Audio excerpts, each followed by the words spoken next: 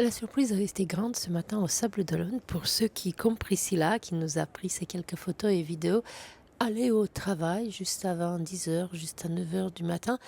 La surprise de passer en voiture et de voir échouer si près de la ville, sur les roches entre les présidents et la plage de Tanchette, en face des immeubles, tout près, au pied des immeubles, voir ce filayeur, ce bateau de pêche, la coque ouverte, couché sur le côté.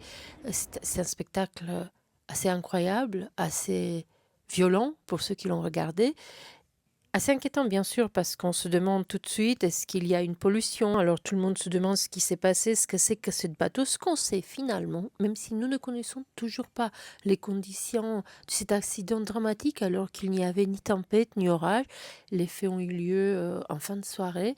C'est un fileur, un bateau de pêche échoué comme ça. C'est un bateau de pêche immatriculé au Lorient, de ce que j'ai pu comprendre. Heureusement, les 7 marins présents au bord ont été lieutrés et ils sont sains et saufs. Alors, la mobilisation a été immédiate, évidemment, dès les premières heures, pour essayer de faire en sorte qu'il n'y ait pas de pollution. La priorité reste, comme toujours dans ce cas-là, de pomper pour vider les cuves.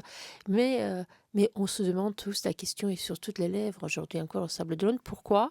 Que s'est-il réellement passé? Donc, pour l'instant, on ne le sait pas. Ce soir du 16 janvier, l'état du bateau, ce qu'on en sait, c'est que l'état du bateau, sa position sur les rochers et les conditions de houle rendent les opérations particulièrement complexes. La priorité actuelle consiste, comme je vous le disais, à pomper le carburant contenu dans les cuves afin de limiter au maximum tout risque de pollution. Ce navire, le Santa Ana Maria, ne pouvant pas être évacué en l'état, il devrait être démantelé sur place.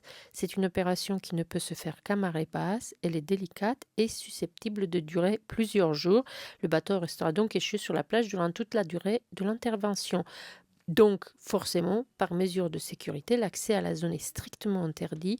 Le public est invité à respecter les périmètres de sécurité, à ne pas s'approcher du site et à faciliter le travail des professionnels engagés. Les activités nautiques sont interdites par la mairie sur la grande plage étanchette jusqu'au démantèlement complet du navire. Donc, ça veut dire quelques jours encore.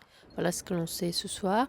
Je vous en dirai plus quand on le saura sur les causes de l'accident surtout, et s'il y a du nouveau. Et j'espère que le nouveau, ce seront que des bonnes nouvelles, en tout cas pour la ville, qu'il n'y ait pas de perte d'hydrocarbures et que tout se passe bien.